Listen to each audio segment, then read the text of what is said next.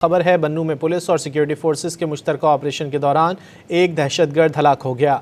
बन्नू के इलाके शमसी खेल में पुलिस और सिक्योरिटी फोर्सेस के सर्च ऑपरेशन के दौरान बुरकापोश दहशतगर्दों ने फायरिंग कर दी। पुलिस हुक्काम के मुताबिक ऑपरेशन के दौरान एक बुरकापोश दहशतगर्द की लाश बरामद कर ली गई।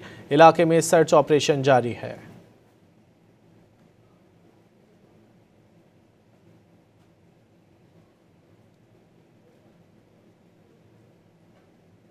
खबर है बन्नू में पुलिस और सिक्योरिटी फोर्सेस के मुश्तरका ऑपरेशन के दौरान एक दहशतगर्द हलाक हो गया।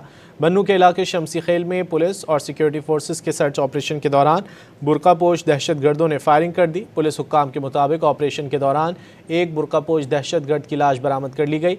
इलाके में सर्च ऑपरेशन जारी है।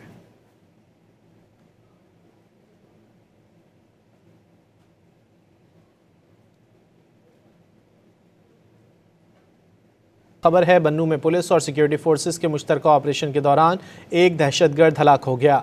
बन्नू के इलाके शमसी खेल में पुलिस और सिक्योरिटी फोर्सेस के सर्च ऑपरेशन के दौरान बुरकापोश दहशतगर्दों ने फायरिंग कर दी। पुलिस हुक्काम के मुताबिक ऑपरेशन के दौरान एक बुरकापोश दहशतगर्द की लाश बरामद कर ली गई।